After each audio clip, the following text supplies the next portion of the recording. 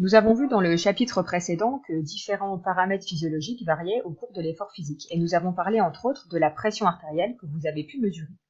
Donc dans ce nouveau chapitre, le chapitre 3, nous allons parler en détail de la pression artérielle et voir comment ce paramètre physiologique peut être régulé. Dans un premier temps, nous allons voir comment la pression artérielle peut varier.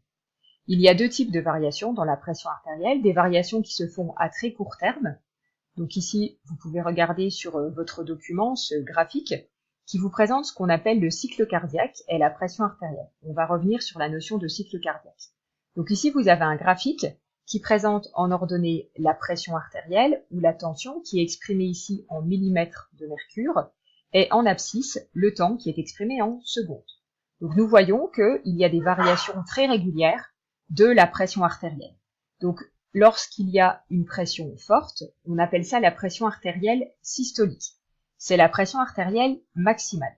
Et parfois la pression est plus faible, c'est la pression artérielle diastolique ou pression artérielle minimale. Alors, vous voyez qu'elle coïncide en dessous avec des phases de ce qu'on appelle le cycle cardiaque. Alors, le cycle cardiaque, en fait, c'est l'ensemble des phénomènes qui se passent entre deux contractions du cœur. Donc, le cycle cardiaque, c'est l'alternance entre les systoles, ce qu'on appelle la systole en termes médicaux, c'est la contraction du cœur, et l'alternance avec la diastole. Donc, la diastole correspond en termes médicaux au relâchement du cœur. Donc, on se rend compte que lorsque le cœur est en fin de relâchement, la pression artérielle est minimale, c'est la pression diastolique, et lorsque le cœur est à la fin de sa contraction des ventricules, la pression artérielle est maximale, c'est la pression systolique. Donc vous pouvez compléter sur votre document, la PAS est la pression maximale, elle coïncide avec la systole ventriculaire, qui est la contraction du ventricule, et la PAD est la pression minimale, qui coïncide avec la diastole ventriculaire. Donc, on voit qu'en fait, ces deux valeurs coïncident avec ce qu'on appelle le cycle cardiaque. Donc, le cycle cardiaque est composé d'une systole et d'une diastole. Donc, c'est ce que fait le cœur un très grand nombre de fois au cours d'une minute. Nous pouvons revenir alors à la définition que nous avions déjà donnée de la pression artérielle dans le chapitre précédent. Donc, nous avions dit que la pression artérielle est la force exercée par le sang sur la paroi des artères. À cela, nous allons ajouter qu'elle est proportionnelle à la FC, donc la fréquence cardiaque. Je vous rappelle que c'est le nombre de battements du cœur par minute. Et donc, elle va être également proportionnelle au DC, qui correspond au débit cardiaque. Donc, le débit cardiaque, c'est la quantité de sang qui va être envoyée par le cœur pendant une minute. Donc ça, c'était pour les variations à très court terme, de l'ordre de la seconde, voire même moins de la seconde. Il existe également des variations à plus long terme. Alors, pour les visualiser, je vous propose de regarder le document que vous avez donc sur votre cours. Il s'agit encore une fois d'un graphique qui présente les variations des deux pressions, la systolique et la diastolique, chez une personne de 35 ans au cours globalement d'une journée. Donc ça va être évalué sur 24 heures. Donc ici, en abscisse, vous avez le temps cette fois-ci en heures. Et en ordonnée, vous avez à nouveau la pression qui est exprimée en millimètres de mercure. Alors, on voit que les deux pressions, que ce soit la pression systolique ou la pression diastolique, sont très variables. Il y a sans arrêt des petits pics, donc la pression varie tout le temps, à chaque moment de la journée, mais on remarque qu'il y a des variations beaucoup plus importantes à certains moments. Par exemple, ici, la période du sommeil, entre à peu près un petit peu avant minuit jusqu'à à peu près 8 heures le matin, on voit que les deux pressions sont largement en dessous donc, de ce qu'elles sont pendant la journée. Donc on peut considérer qu'au repos, la pression artérielle va diminuer. Et lors des périodes d'activité, quand la personne se lève, il y a une forte hausse de la pression systolique et diastolique. Quand on est au repos, en fait, le cœur bat beaucoup moins vite quand on dort. Et quand on se réveille, le cœur va se remettre à battre beaucoup plus vite. C'est pour ça qu'il y a une hausse de ces pressions systoliques comme diastoliques. À d'autres moments dans la journée, donc voilà, la personne déjeune, c'est une petite activité. Ensuite, il y a des variations plutôt minimes, avec une légère chute. Là, à 16 heures, on nous indique que la personne sort. Alors, sort sans doute du travail, vu qu'elle a 35 ans. Peut-être doit-elle courir pour attraper un bus ou un métro ou autre. Donc, on peut imaginer qu'elle fait une activité physique, peut-être. Peut-être qu'ici aussi, elle fait une activité physique, une activité sportive. Le soir, elle regarde un film à la télévision. Là aussi, il y a une hausse de la pression. artérielle, peut-être que le film est un film à suspense ou un film d'horreur, et dans ce cas, à chaque fois que le cœur bat plus vite, on va avoir une hausse de la pression. Donc ce que vous pouvez marquer sur votre poli, c'est qu'au cours de la journée, donc la pression artérielle varie tout le temps. Donc lors d'un effort physique, bien sûr, elle va augmenter parce que la fréquence cardiaque augmente, et lors du repos, elle va diminuer. Et on a vu sur le graphique que les variations de la pression artérielle diastolique sont un petit peu moins importantes que celles de la pression artérielle systolique. Alors, pour répondre à la question que certains avaient posée lors du chapitre précédent, on va considérer que chez un individu qui est en bonne santé, la pression artérielle systolique, c'est-à-dire la pression maximale, doit être compris approximativement entre 11 et 14 cm de mercure. Là, j'exprime en centimètres de mercure. Et la pression artérielle minimale, c'est-à-dire la pression artérielle diastolique, doit-elle être comprise entre 6 et 9 cm de mercure.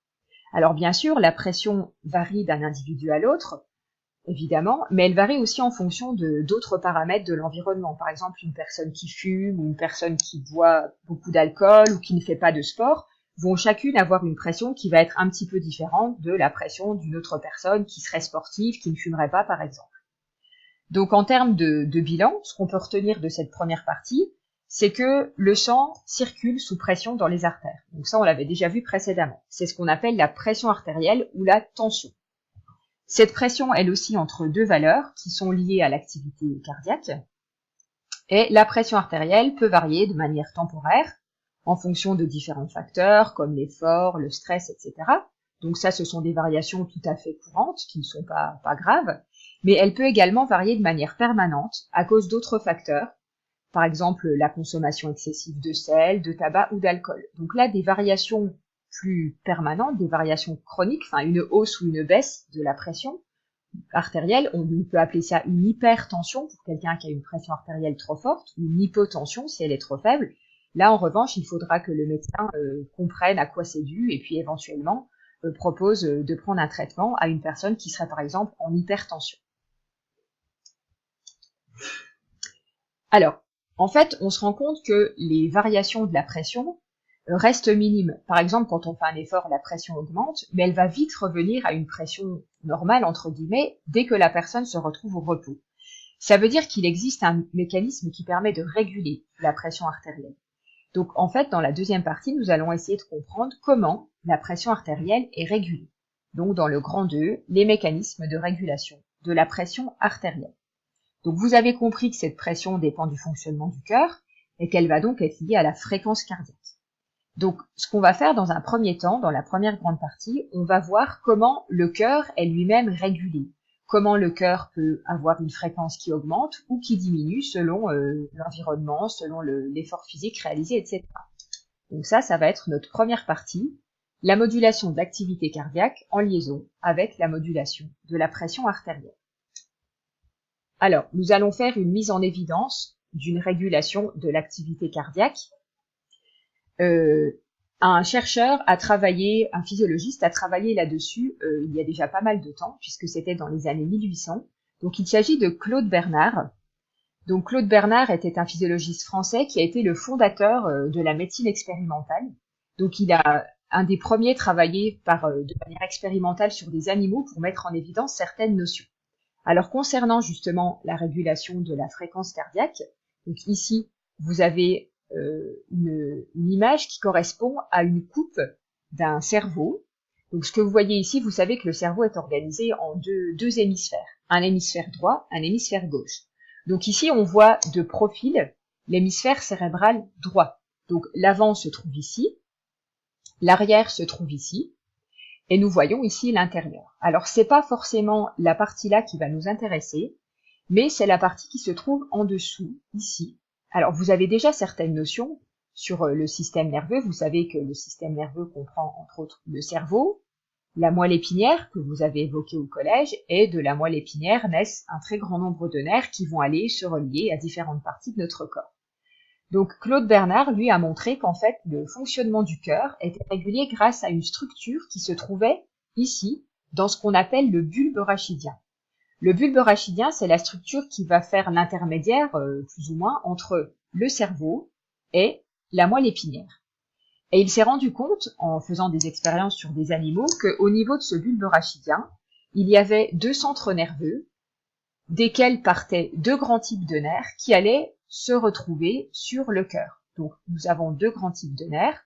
Les nerfs, il y en a plusieurs à chaque fois, les nerfs sympathiques qui partent du bulbe et qui innervent le cœur, et les nerfs parasympathiques qui eux aussi partent du bulbe et innervent le cœur. Donc, ces deux grandes catégories de nerfs vont transmettre des messages de type nerveux jusqu'au cœur, et selon les messages transmis par l'un ou l'autre des nerfs, le cœur va pouvoir accélérer ou ralentir.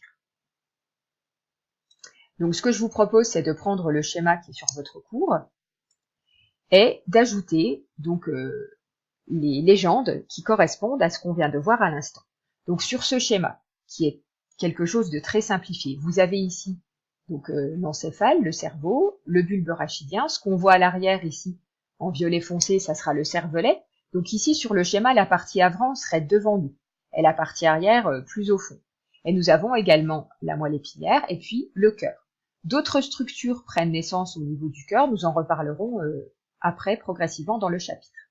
Alors, au niveau des annotations, donc je vous propose déjà de mettre un titre à ce schéma.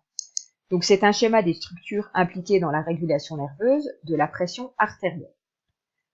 On y trouve sur ce schéma donc l'encéphale. Ensuite, sous l'encéphale, nous avons le bulbe rachidien qui va être la structure qui va particulièrement nous intéresser, à partir de laquelle, vous voyez, on a ici des nerfs qui vont être reliés au cœur ou à d'autres structures, on en parlera plus tard. Le bulbe rachidien fait le lien entre l'encéphale et la moelle épinière. Et puis, depuis ce bulbe partent donc deux grands types de nerfs qui vont aller vers le cœur. Le cœur, ici, va envoyer le sang quand il se contracte par la plus grosse artère de notre corps, dont nous avons également parlé. Il s'agit de l'artère aorte, qui est schématisée ici. Et les deux nerfs qui vont avoir un rôle sur la régulation cardiaque, c'est le nerf parasympathique et le nerf sympathique. Donc voilà, pour le moment, nous nous arrêterons ici. Donc vous avez une vision globale des structures nerveuses qui vont permettre de réguler la fonction cardiaque. Donc nous allons voir dans le prochain TP comment justement ces deux grands types de nerfs permettent la régulation de la fonction cardiaque.